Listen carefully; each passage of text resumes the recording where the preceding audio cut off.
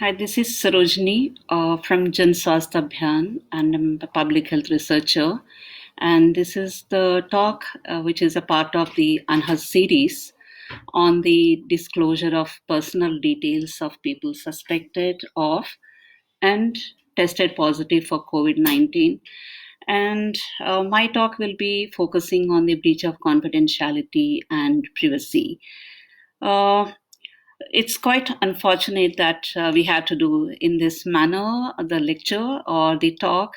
It would have been much better if we had done it, in our own, in a meeting or personally, and then this virtual kind of thing really puts us in a very uncomfortable position at times. Well, we have to go through all this now in the current context, and I hope I will try to address the issues even in this situation.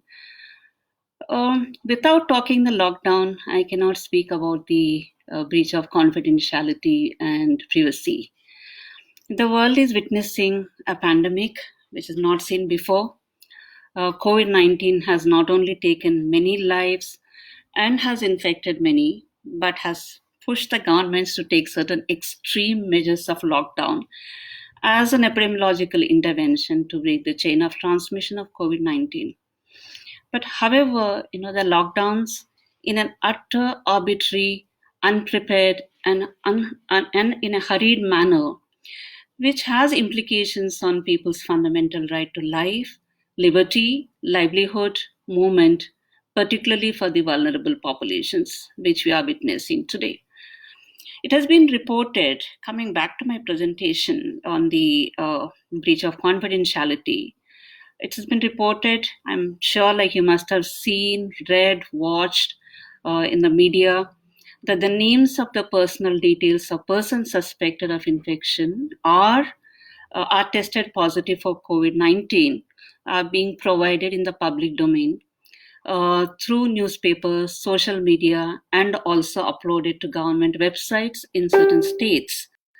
Their names are also being displayed by sticking notices outside the homes of the persons suspected of being COVID 19, stating that the home is under quarantine, do not visit.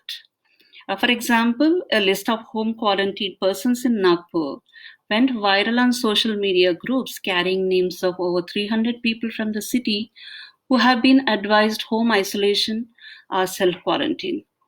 And details included the person's name, address, mobile number, start date of quarantine, as well as police station under which jurisdiction the resident comes, which was also in the public domain.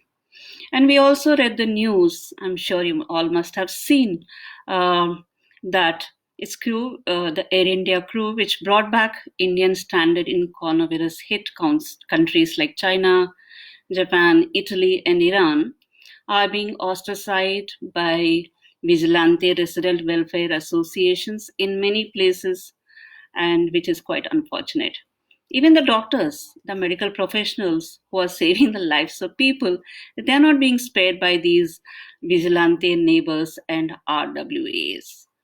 The stigmatization is making life difficult for doctors on duty who are fighting the virus on the front line. Several doctors have taken to social media to narrate how they have been discriminated against in their housing societies or in their home, in the rented apartments. And the same RWAs and the same people in the communities, they were in the forefront of clapping and clanging plates and utensils in appreciation of those medical professionals. Uh, when the prime minister has announced it to, give that kind of respect to these people. So it's such an irony that we could see this paradox. At one level you are stigmatizing, other level you are appreciating. And I just came to know, just today morning from a Twitter message, that there were posters in Hyderabad. They're saying that in a warning, do not allow the koja or hijras near the shops. If you talk to them or having sex with them, you will be infected with COVID. Beat and drive them away or call 100 immediately, save people from coronavirus hijras. It's extremely yeah, horrendous and discriminatory, and it shows the prejudice which exists in our society, which have been now with this kind of situation is coming out blatantly. And we also came to know that in some states, the names and addresses of people who have traveled abroad since February 2020, they are displayed on the websites of the government, and they have been taken up by the private apps apparently, and then going haywire in the public. So, however, do such disparate time warrant such desperate, unreasonable, unscientific, and ineffective measures? This is my question. In fact, the impact of such breach of confidentiality and privacy has led to much stigma and discrimination of the people not just suspected of and tested positive for the COVID COVID 19. So, the prejudice and biases against certain communities will get worse with such measures. Also, now with migrants reaching home, where unfortunately the lack of information or limited information and the fear and panic that has been created by state through the lockdown, migrants returning home are not allowed to enter the villages. So these are the people who have managed to reach their villages, traversing great hardships. The government has to put out an urgent advisory that will ensure that those returning home are not stopped, and if there is a concern about infection, they are able to access the necessary testing treatment with without any discrimination, with a lot of sensitivity. So, though COVID 19, it is a novel virus, which we are reading a lot. In fact, we are overwhelmed with the information which is coming in the media and on our WhatsApp messages and the emails. Its a mode of transmission is like most other viruses and is known. It is now established that it is transmitted through droplets that are released in the air through sneezing and coughing, and may get transmitted to another who may come directly in contact with the virus, or who touches a contaminated surface and then touches their own face. So, how to prevent the spread of the disease and protect one's own self? Use of universal precautions can be informed, implemented without stigmatizing and breaching confidentiality of people suspected of or tested positive for the virus. Displaying names of such persons is not only breach of confidentiality, it also does not ensure the containment of the disease, which is the major purpose of this. Rather, it gives a false sense of security that no one else will be infected. So I just wanted to flag certain issues concerning breach of confidentiality. It's popularly believed that it's important to disclose the names in the public domain and display the name and personal details of people who are affected, as people will not visit them, keep a distance from them, and they will not get infected with the virus.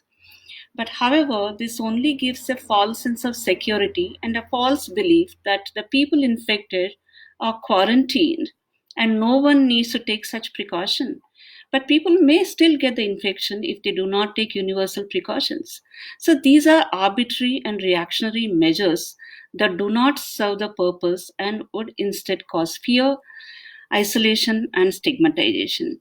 So, such measures can also drive the disease underground, as people will not come forward for testing and will likely worsen the situation, hence, should not be undertaken.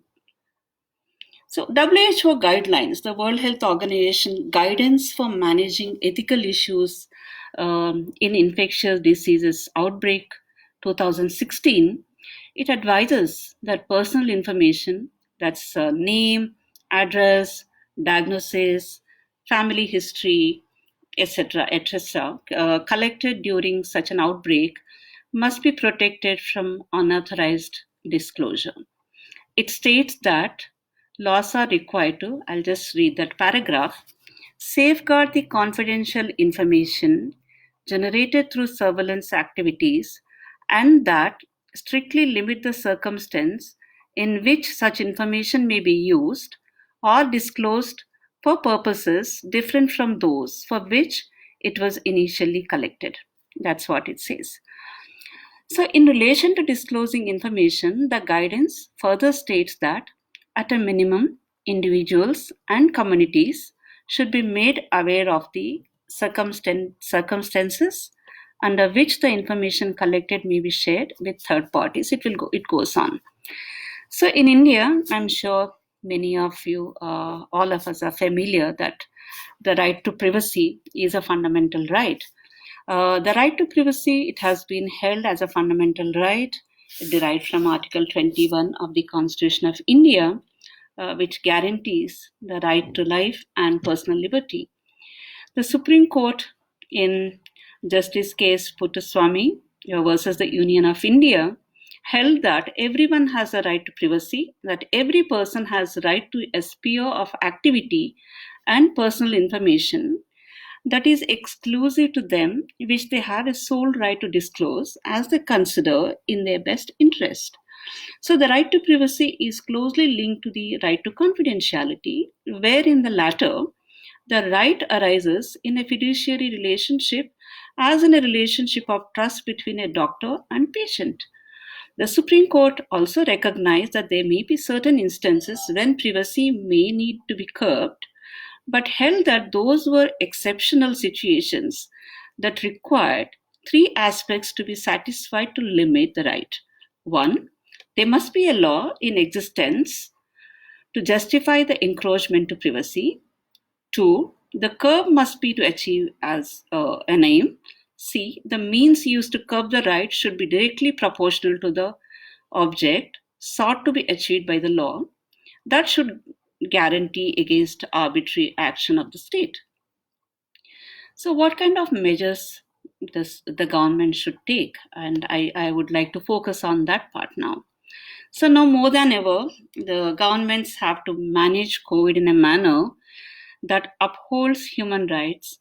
Strategies to address or contain or mitigate COVID should not breach them.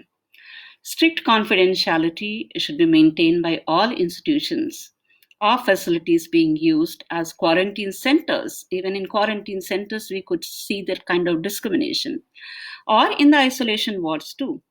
The health workers, the healthcare providers, and the persons in authority, and of course, even our neighborhoods and everybody should ensure that the rights of these persons and their families are not violated in any way.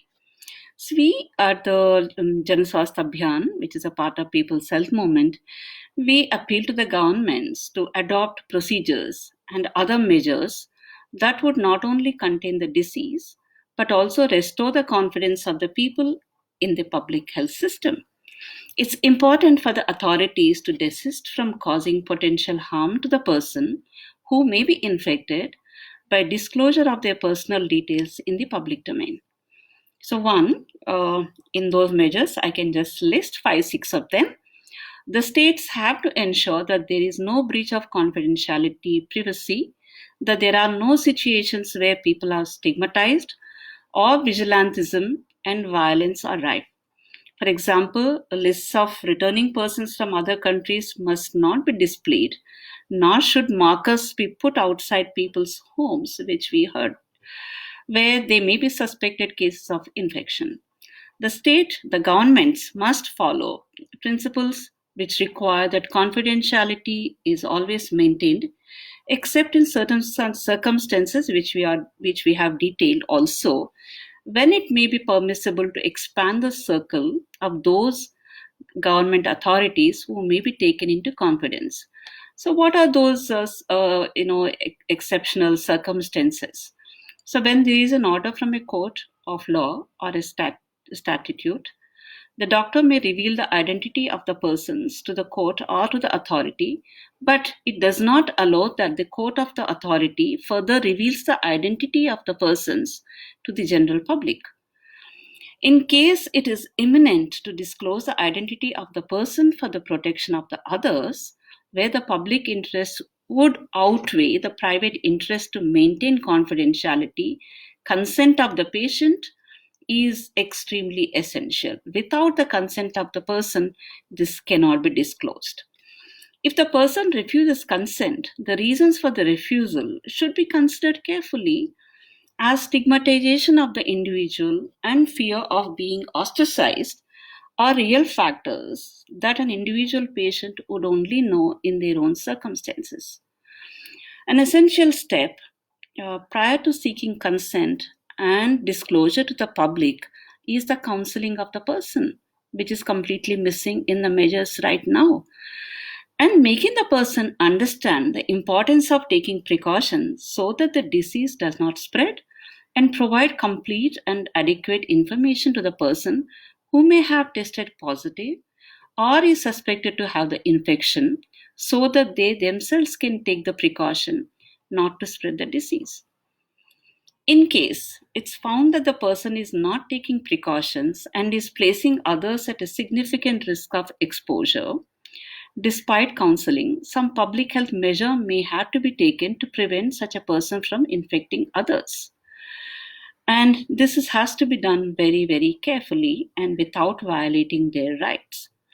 So the governments have to ensure that there are guidelines against any breach of privacy, confidentiality, and in situations of breach, requisite actions are prescribed and followed up.